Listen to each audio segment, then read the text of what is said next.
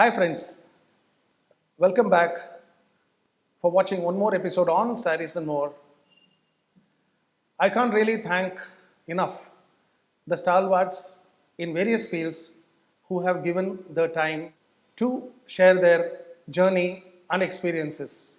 And I am sure it would have been and will be an eye opener for many future aspirants of art. Today, we have a special guest from Delhi, a dancer, a dance teacher, a choreographer, entrepreneur, art administrator, and the list goes on.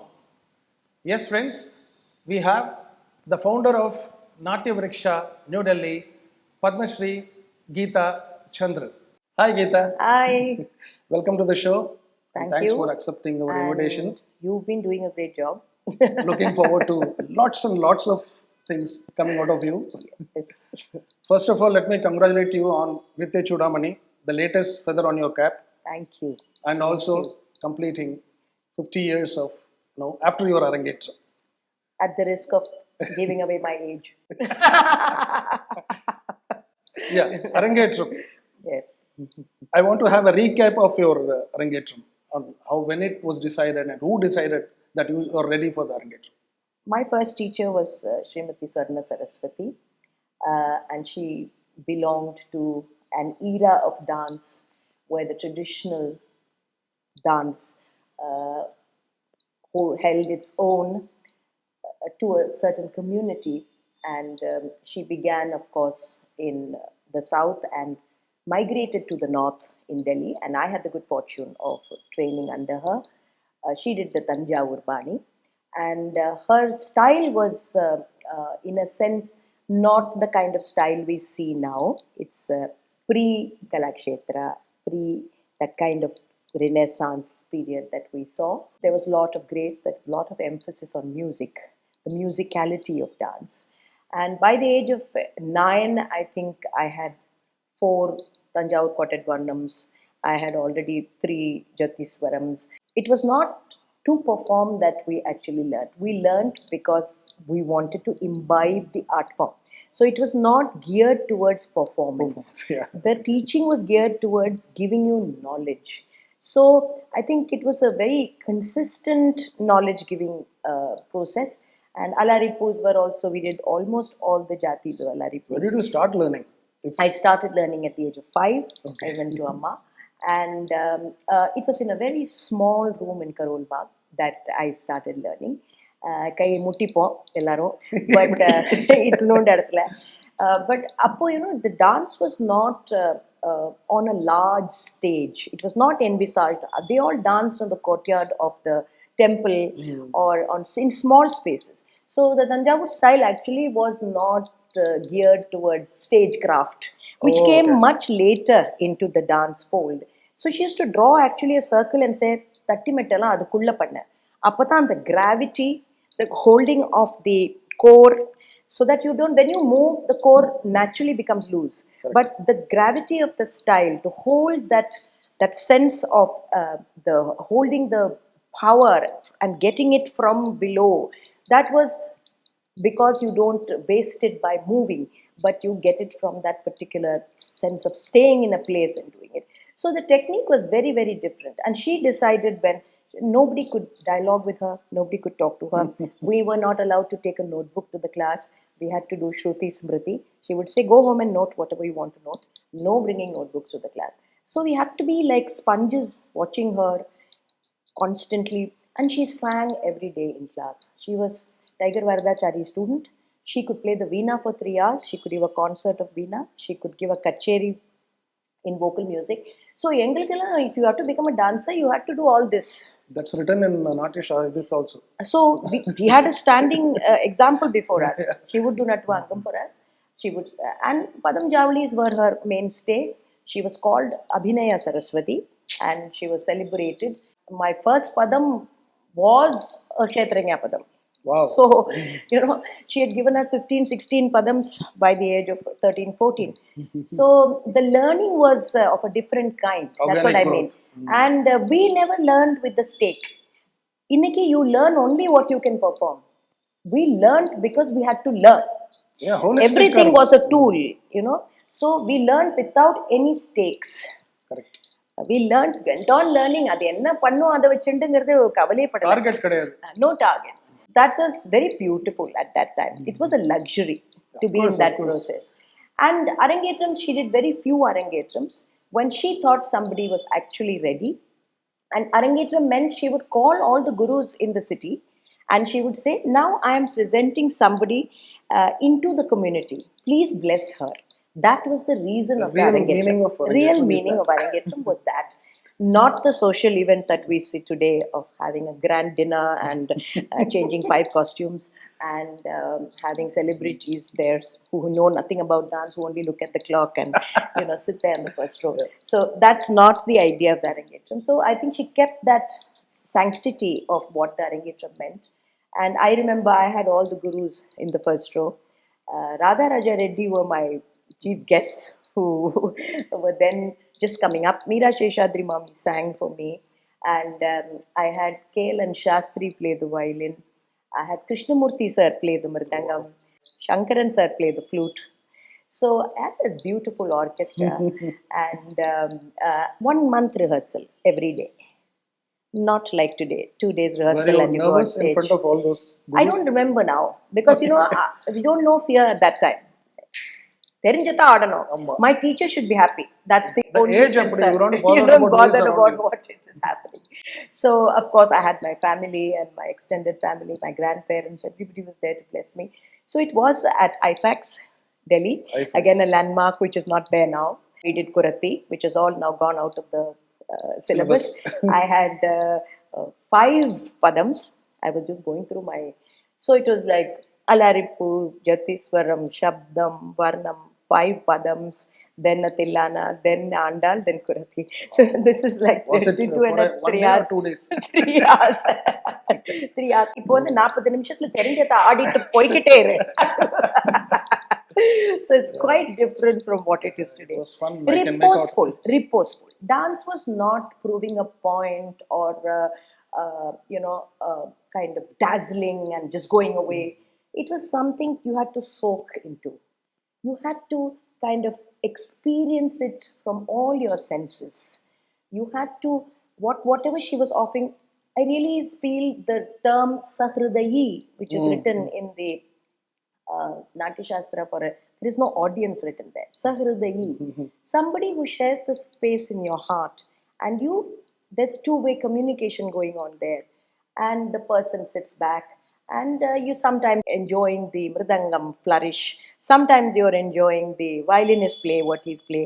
Today there's no room for all that. It's just one whole and one experience and you just do it and go. The audience also, number of people matter. Yes. So it's like they don't have the time and the dancer hence has to set everything short and say what she has to say in a very concise way. But there, I think with Amma, it was not like that. And there was no structured thing like this piece is choreographed. It's never like that. It was always a piece work in progress. Because first day we would go, she would start a padam and she would do, say, 10 hands and we would, very carefully listen to it, see it, and then go back. Next day when we would come, she'd do another 10 hands. Because she wouldn't remember. So, Ida Suli could test, she'd say. So we had 20 in our head. Then we could, if you were intelligent in that particular style and way of learning, you had to be very intelligent. Of course. Because your skill basket she was filling in. Actually, I think the creator should not remember what he has or she has created. Yes. That's how it goes. And Manodharma was inbuilt in the pedagogy. It was not thought of later on. And now I am going to do Manodharma. Not like that. So it is inbuilt in the pedagogy where Manodharma has to happen in the teaching learning process. It was a luxury to be in that. Now looking back, I think it was just an amazing way. I can see that in your expression. You have already gone back. So yes. So, talking about Arangetrams, of course you have mentioned many points in the present. But changing trends, whether it is going the right track or what is going to happen in future of particularly Arangetrams. There is nothing right or wrong, but change is the only constant. We all know that this is a flowing river and it will change course. All we can do is maybe define the banks. That's all we can do. We cannot change the course of the flow. So this, I was talking to Lakshmi Vishwanathan. We used to dialogue a lot, and I used to talk to her, and I used to get very angry. Yeah, இப்படி அரங்கேற்றம் ஆயிடுத்து, the whole sanctity. And she said, relax. Yeah, how do you balance your solo performances with group productions when they come together? You.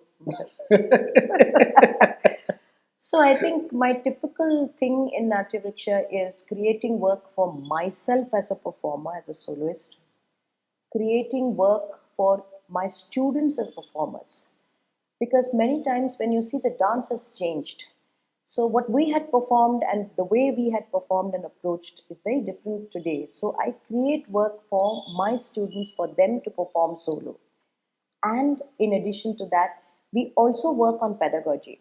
How for youngsters, what should they do? Little pieces which are related to music, like your note to swarams, etc. We teach them so that the musicality in dance begins right from the beginning. And then we create our group work. So we have 4 5 things that we do. In addition to, of course, teaching Natuangam to my students, many of my children do Natuangam for me, which I take great pride in because I think it's a skill that is being lost now because it's a very nuanced skill. It's not tick mark for anybody to sit and do Natuangam. Natuangam is a specialized skill which has to be learned. So I'm proud that my students are engaged in it and love doing it. So you have to love, at the end of the day, you have to love what you do. It's not for the sake of doing that you do. So the group work is extremely demanding because, as I said, dance is becoming now more and more mega. People want mega productions, large stage, large sound and light, large tech, huge audiences. So creating work now as to make dance a spectacle is something that we are all engaged in, and that takes a lot of learning, unlearning, because technology is changing even as we speak. So we need to keep abreast with what is possible. Projections are happening. Lighting as a choreographic device is a very important aspect. Then using multiple percussion instruments and multiple instruments so that the soundscape is large and effective. That is something that is happening. It's not like older solo productions. In the sense, a solo in a more expanded way to incorporate multiple bodies. That's not the case today. Today, it is really a genre in itself, and you need to really think in terms of content, in terms of presentation, in terms of costumes, in terms of your entire scape of the production, as I say. So, in one way, it is good because for long we were thinking that only the Bollywood and the popular is capable of spectacle. We've broken that myth. Classical is also capable of spectacle, and I take pride in saying that because we've done multiple styles and we've all come together and created great spectacle with our classical idiom. The other thing is when you do large work and when you take dance to a different level of experience, the nuanced and the subtle does get, in a sense, left out. I worry sometimes about that because when you take dance to a huge space and huge audiences, even solo, when you take it to those large spaces, it's more about leaps and jumps and large movements. The subtlety of the face, the movement of a little expression, when you do it in a chamber, how that experience is so personal and so intimate, that gets lost. So I think this is we need both, and we need maybe black box theaters also to coexist with large spaces, and dancers need to be trained to do both. And coming to your basic question, how do I balance between solo and my group? Yes, it is very tough because solo orientation is completely different, and group is getting more and more difficult because I'm getting older and my dancers are getting younger and younger. So I have to match their energy. I have to find way of integrating in the group without seeming out of place. So I think it's always a challenge to create sections where I bring in my experience and my what I can bring to the group, and they bringing the vigor, the energy, and the power that is their strength right now. So in a production, we need to see all these things, And hopefully my production should be able to do it without me. And I hope they can be powerful and be on their own. And NVDC can kind of be self-sufficient without me. Yeah, that's how you can get out of it. Yes. Yeah, in the past, you must have also experienced, apart from being a teacher, would have been an emotional support, a motherly figure to you. And I'm sure you're also like that towards your students. How does it happen? I mean, is it because the students' parents don't give them that kind of emotional or moral support for the reason to come to you? Or how is it? Like all the students come to you for emotional support and their personal problems also? I think every dance teacher is also an educator. It has to be like that. I think teaching dance is not just teaching items, such a bad word, but pieces Of course it is. or compositions, because it's just not that. It is actually teaching them a way of life. It is teaching them discipline. It is teaching them the roots of this tradition. It's teaching them multiple things about culture, not just dance, music, theatre, philosophy, spirituality, aesthetics, uh, the textile tradition. So many things that we discuss and teach as we go along, because Indian art is all interdisciplinary. Yeah. It's all linked. We cannot see as just dance as just dance. If you have to dance, you have to know literature, poetry, music, rhythm. Otherwise, how can you dance? How can you dance the compositions if you're not spiritually you or alive to our compositions, and how did they Stories write and those yeah. compositions? How Stala Puranas are there? Architecture. If you don't know architecture, how do you describe the temples when you're dancing? So I think everything is interdisciplinary. The canvas is so large today. Dancers need to be writing proposals, doing their own tech, talking about their work. The skills required today are much more than what it was earlier, and we need to be sensitive to that and prepare them for that. Costumes, the sensitivity towards colors, what looks good on you, what is aesthetic about you, how do you do your makeup so that it's not too much, it's not too little, and it works for you. And one size fits all doesn't work. So one needs to customize. That is when the individual connect with your student happens, because every student needs that individual investment in terms of time, in terms of from where they are coming, to understand their strengths, their weaknesses, and how best dance can sit on them. So everybody need not necessarily become a soloist of excellence. So we also make them write. So many of them, after a program, I ask all of them to write a review. So then I know who is good in writing. So we slowly make that person take that up. Some do psychology. So when they come to dance, they say, Akka, can we do something with psychology and dance? So many of them have gone into movement therapy. Now somebody else does sociology. So they come and we brainstorm and we think. And many of them have gone into arts education, which is so important to us. So I think everybody we have seen, one of them has become a very good light designer. So we don't see our teaching and pedagogy as just learning dance and as dance as being just a performative aspect. Dance has many more dimensions to it. And as you know, the solo performance space is shrinking, Yes. and it is becoming more and more complicated to become. So we need to give them the broad understanding and broad strokes of dance. Recently, I saw one of them who's doing architecture came up to me and said, Akka, I'd like you to read a paper. I've done the architecture of dance. I've come up with a paper on that. So it's wonderful to see how they are linking the dots, how everything, the connectivity is being, read by them.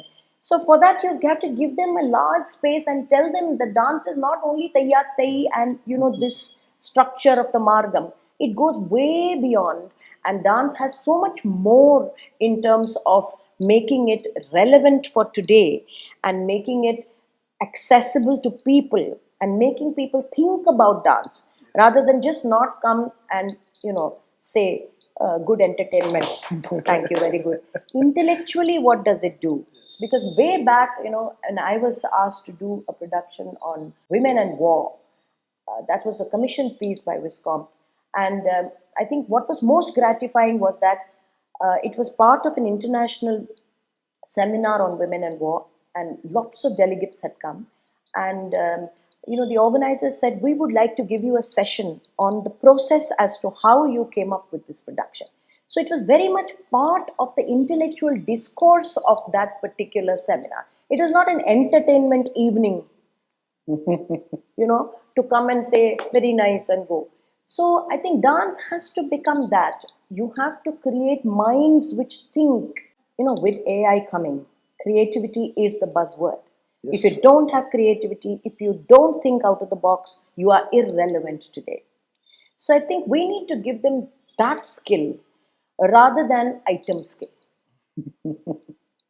Yeah, the expressions are also changing now. The audience expression is, oh, it was awesome. I know. Mind blowing. I think we need more adjectives. Mesmerizing. So it was in the past heart touching, Stimulating. divine. No, It's all changing now. It's changing, and the audience is changing, I think. But then the audience, I think what I have realized is if you give them something very different, something to think about, they take it well. It's not as though you need to give them a certain kind of thing all the time, and that is all there is It's to your it. responsibility. It's your responsibility to mold taste as well. For me, it's not how many performers I create there, but how many thinking citizens of India do I create through my Natya Vriksha? How are they going to contribute to society in a meaningful way? And think about everything before they do it. Yeah, I need to talk to you about your productions. Her Voice, Issues of Meaninglessness of Violence. Is that right? Yes, that was a production which brought together puppetry and dance. I've always had a lot of collaborators. I've had musicians, I have had visual artists, puppeteers, theatre artists collaborating with me. Because I felt the connectivity between dance and other forms of expression, and when they are juxtaposed and put on stage, I find that very interesting. So in Her Voice, it was Anurupa Roy with whom we collaborated, and she had life-size puppets, with whom we danced, with whom we dialogued, with whom we cried, and they suddenly became saksha. They became like observers, like the Greek theatre when you have the chorus. So I think it was a very interesting, and we took Draupadi to do that. Then in Kaikeyi, I collaborated with a theatre artist, a movement artist, where for 1 month I actually did Buto. And I had completely kind of, because I think when you choose a particular theme, you have to see what is the language which would fit that particular production. It's not that everything becomes tate taha te hate hi. It doesn't work. Which required some other skills to be acquired, and I did that. So that was very interesting. Then I did Gandhi's philosophies, and reviewed it in its validity in today's current situation. And that was also a very difficult work, and I used khadi as my costume. Light as a very important choreographic device in that, to depict his time in jail, to depict his angst, to depict celibacy, for example. I used Carnatic and Hindustani musicians, family and country, and how he negotiated all that. So each production had a very different story to tell. And then, of course, Anekanta, where you were there. And Inclusive. yes, society. Anekanta is a Jaina philosophy which talks about multiple truths. And I thought in today's very polarized situation, this was such a beautiful topic. Ekam Sat Bahuda Vadanti is what our tradition says, that there is one truth and you can approach it from any different way, any different direction, any different tradition, any different intellectual path. So Anekanta is also something like that, and we did a 2-day thing, 1 day solo and 1 day group on that particular. So you can imagine an abstract concept like that, to actually delineate it over 2 days was not only a challenge, it was a nightmare. And we had musicians staying with us for over a month, and we were working, But those are the beautiful times. I think the process of arriving at Anaikanta was mind-boggling. It was so seamless, and everybody gave their best. Still, it gives me goosebumps when I think of the track. You should talk about little about Simika. The seems to be a very interesting project. Simika was one of the things that was sparked out by Rameshan Nambishan from Kerala. He wanted 3 Kathakali characters to be taken and explored in different styles. And Simika came to me. And Simika is a black character, a dark character, a Rakshasa character, and a forest woman who is wronged and whose breasts get cut off by the Pandavas. And so there are some questions which are asked as to we go into the forest and we defame those people living there in their natural inhabitants. And she loses her husband and she asks some questions, very strong questions.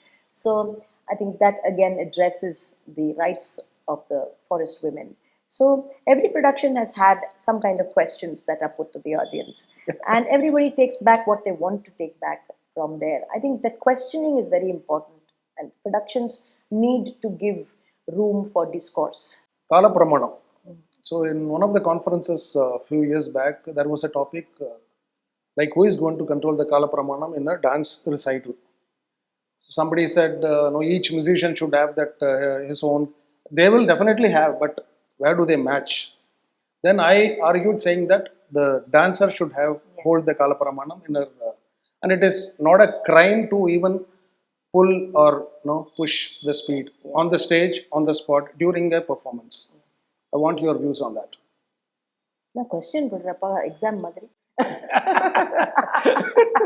Because I've been thinking about this, and you are the right person to. No, I think part of the problem is I'm talking it also from the teaching learning process. The problem is that today, even in class, in every dance class, if you see, recorded music lada solitara most of the time. Earlier, it was always the teacher singing. So கொஞ்சம் மேலாகும் கொஞ்சம் கீழாகும் ஒரு நாள் ஒரு வர்ணத்தை ஃபாஸ்ட்டாக பாடுவோம் ஒரு நாள் வர்ணத்தை ஸ்லோவாக பாடுவோம் ஸோ ஒரு காலப்பிரமன் கான்செப்ட் புரிஞ்சுடும் for the dancer and they will always adjust according to the what the teacher is singing. That is Kalapramanam. It is not speed. Correct. So that the child has that understanding that it goes with the flow. That's a beauty. That's and a that beauty. comes in the pedagogy. You have to teach it by singing. Every teacher has to sing while to sing, not this. If this happens, you dance every piece. There is a set pace for every piece. And you keep dancing it over and over again. Suddenly, when it slows or it becomes fast, when a live musician comes, you freeze. Yes, correct. Because you're so tuned to dancing it on that one. So this is one aspect of it. The second aspect of it is the current jatis. They are all not dance jatis. Danceable. They are mridangam jatis. They are coming out of the mridangam. The mridangist is giving you a jati. And even that, the dancer says, outsources it and says, give me 5 jatis. What he is giving, why he is giving a jati the way it is giving, the dancer often doesn't have the understanding to question the mridangist. Because she's outsourced, given 5 jatis, you just do something to it, and often the person who's composed jatis is not saying the jati, is not playing the jati. Somebody else is doing that. So this all becomes very complex. Because earlier the Natvanar composed jati and he said the jati. It was like my atma, my body. The process was very simple. But today it's so many hands, it is changing. And at every stage, there is a change that is happening, right? The person is bringing their own understanding or limitation, both, to that particular thing. The second thing I realize is there is an innate speed for a particular jati. Particularly for the traditional jatis, there is a speed in which it has to be said.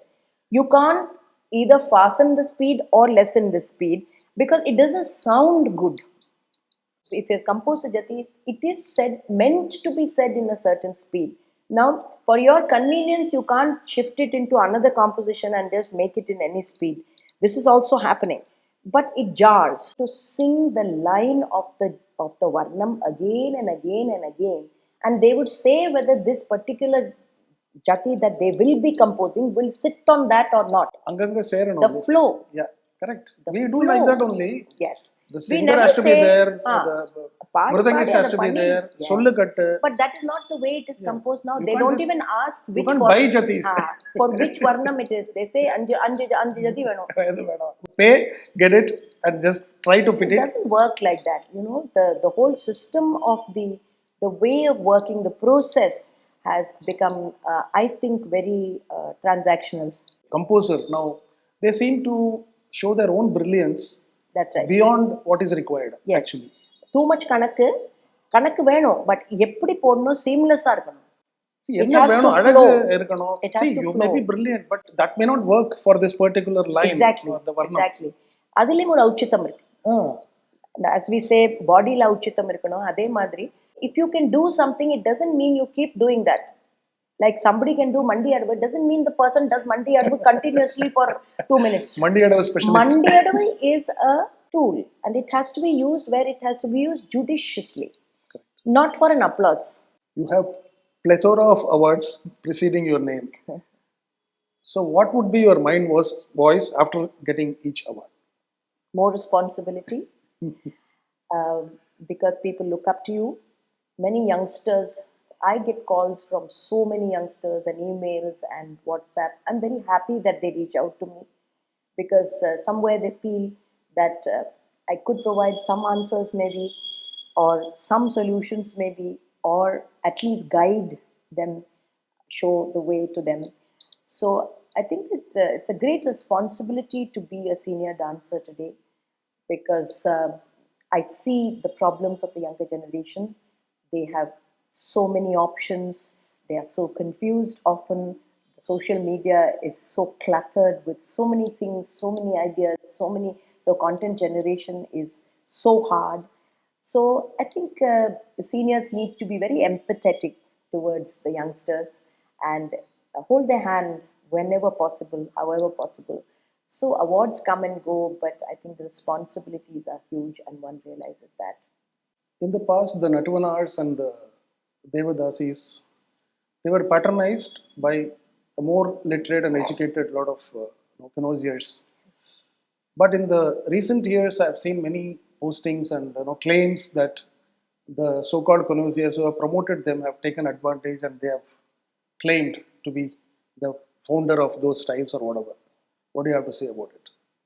I think patronage is always been problematic in every generation, because it comes with a certain stake, right? But I think the earlier generation, the patronage was by rasikas mainly.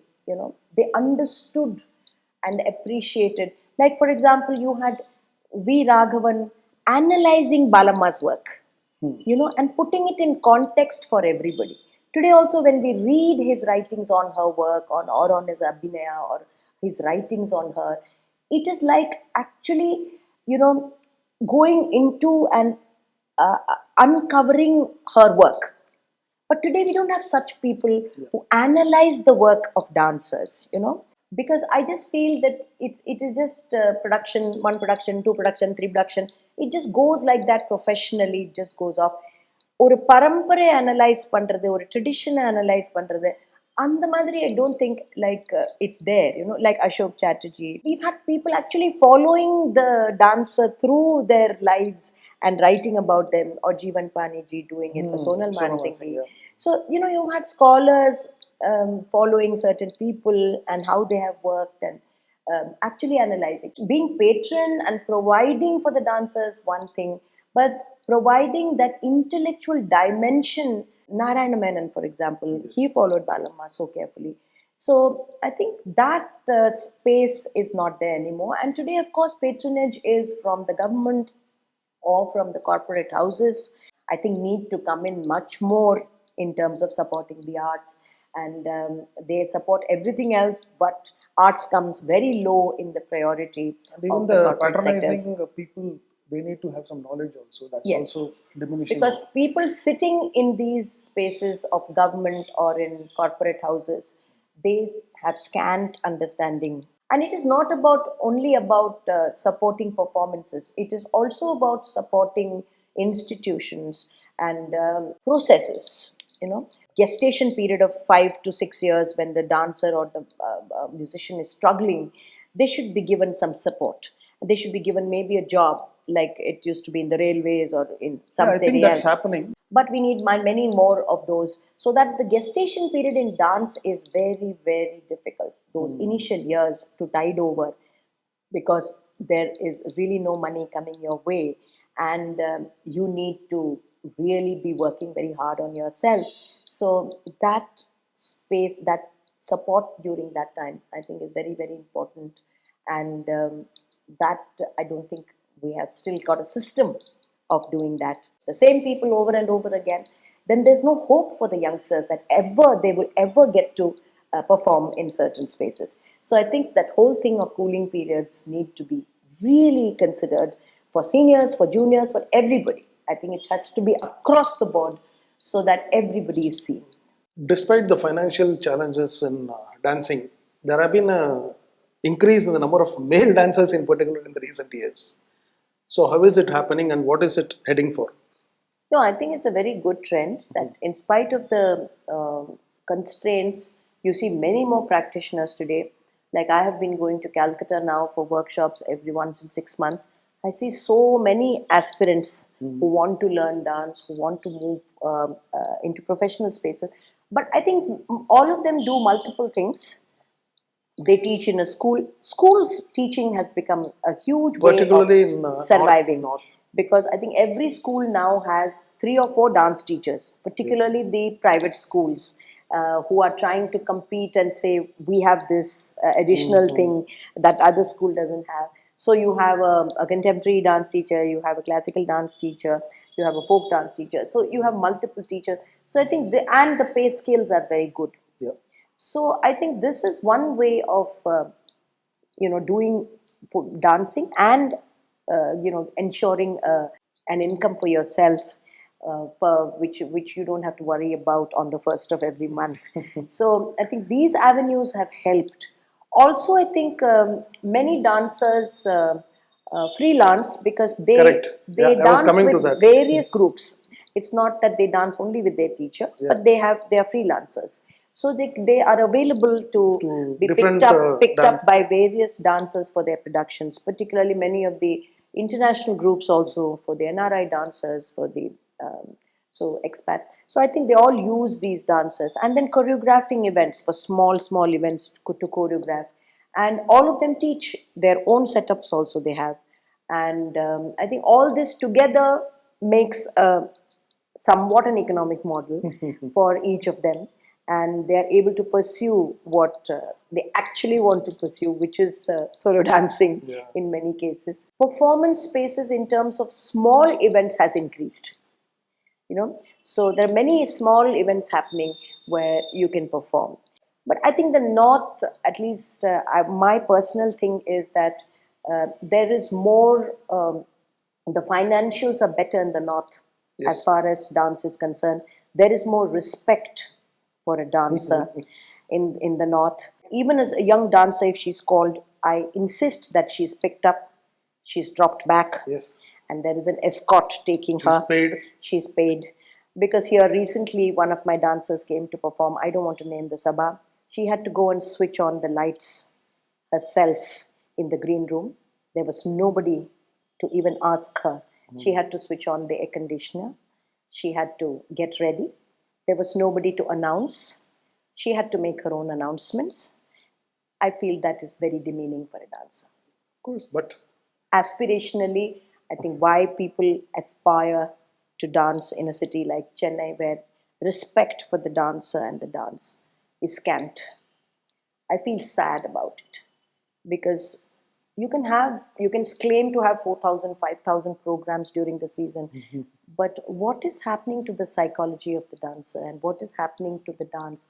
Is it being celebrated? And these are young dancers who've already spent, say, 10 to 12 years into the dance. They are not beginners. They spend time, their parents spent money. Yes. So I feel organizers need to be a little more sensitive and little more. Maybe we should have lesser programs so that people work towards that excellence, and only then can they perform. There has to be some way of strategizing where the dancer feels special.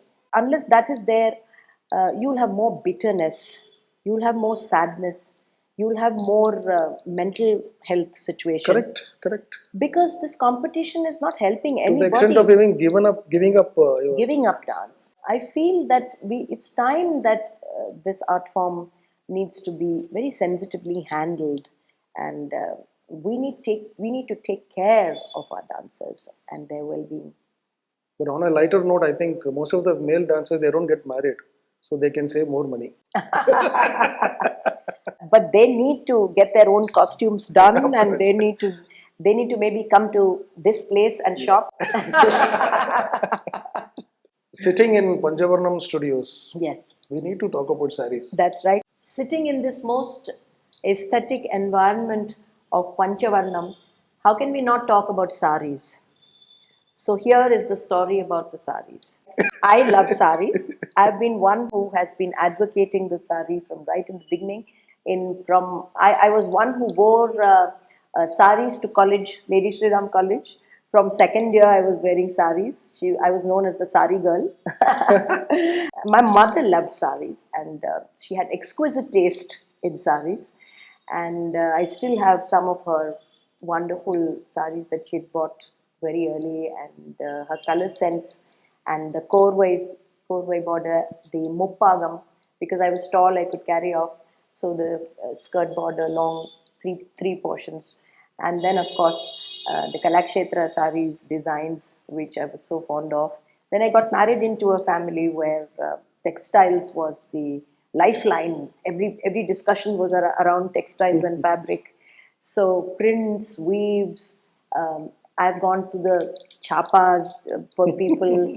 I've sat with them, talked to them. And we've also had Dastkar and other spaces in Delhi which talked about handlooms and take pride in handlooms and our own weaves.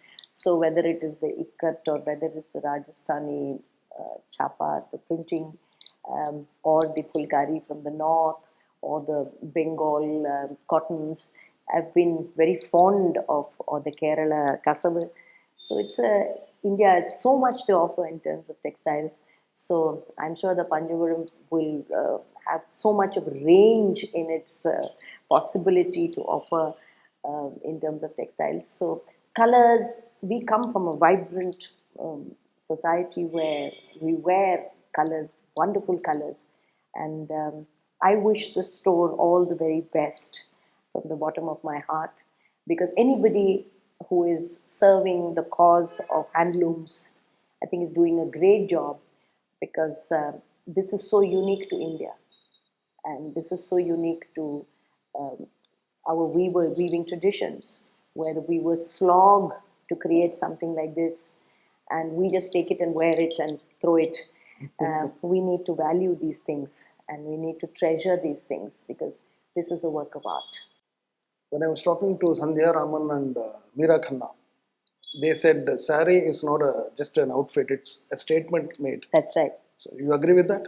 Absolutely, absolutely. And it's the versatility of wearing a sari. You can wear it in so many different ways that it can become a smart executive going to a board meeting can look equally matter of fact in a sari, and in a wedding you can look gorgeous and glamorous in a sari, and a college going youngster can you look ethnic and cool in a sari. So a sari has so many possibilities the way you wear it. So it's a very versatile and comfortable outfit in a country like India, which is so hot. I think it doesn't stick to you. It's airy and it lets you breathe. I think sari is just everything that an Indian can want and look so beautiful when you go and walk the streets of any other country, and everybody turns around and says, "Wow, ma'am, Yeah, you look I've gorgeous." seen old ladies with Umbodhu Gajam walking with a sports shoe in the beach. Yes. They look gorgeous. Yes, yes, yes, yes, yes. The Navaris Yeah. that they wear in Maharashtra look so beautiful. And so Coorg women, how they wear the sari, or the Sida Palla, the way the Gujaratis wear it. I've tried all the drapes and loved each one of them. And it's a great possibility. It has great possibility. I'm sure you will be having sentiments attached to a particular costume for a particular show. Yes, I do. Some costumes you say are lucky because the programs went very well whenever you wore them. Whether even if they get old, you Yes, you kind of hang on to pull them. And then there are some, in terms of design, I worked with Sandhya extensively on costumes. Some of the costumes are originally made for Natya Viksha, so they are very special. And my first Shringara Vaibhavam, in which you played, that was the first time when Sandhya did costume for us. And we actually did an exhibition of costumes about 10 years back. And it was the various costumes in various productions over a period of time. And we tried to trace the history, how the cycle cut was the first one that Swarnaswasti Amma had asked me to make, which was very different from later on what ILO made for me, which was a tight pajama, not that loose pajama kind of thing. So that showed out the lines of the dance. Then there was, of course, the sari costume. Then there was the skirt costume. Then, of course, there was what Sandhya did. So the evolution of the costume was also, as the dance evolved, so do the costumes. So, but I've never kind of tried any other fabric. I've always stuck to Kanjivarams. And I've tried to be very true to the style. But Kanjivaram has become very expensive. So for my students, we do always look for attachment zaris, take running fabric and put zari on it. So we look for ways to do things. Yare kagilum bayam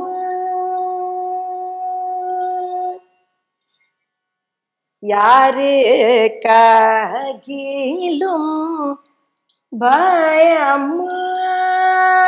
Summa sollatum Yedil enna Rasiyama Summa sollatum Yare kagilum Bayama Summa sollatum Yedil enna Rasiyama Summa sollatum Yare kagilum Bayama Summa sollatum Yedil enna Rahasiyama Summa sollatum Yare kagilum Bayama. Wow. So, Geetha, we'll have a rapid fire round now. Are you ready? Yeah. One, you just need to, you have two options, yes or no, or agree or disagree. No third option, okay? Okay. Art helps you to effectively expose issues of concern, yes or no? In my case, yes. Learning Carnatic music should be made mandatory by gurus. 100%. If you were to write a book, you will name it as a dance, technically about dance. One, hidden steps. Two, open expressions. Open expressions. If you were to choose sports, you would have chosen one, tennis, two, athletics. Hard one. Athletics. Swarna Suratni Amma is reborn and wants you to start again from basics. Will you accept or reject? 100% accept. Real dancers are more in number than real dancers. Yes or no? Of course, of course. In your next birth, if there is, your parents don't want you to dance. Yes or no? No, I will still dance, even if they don't want me to dance. Yeah. A costume you chose for a show is disliked by Rajiv. Will you still go with it or change? Go with it.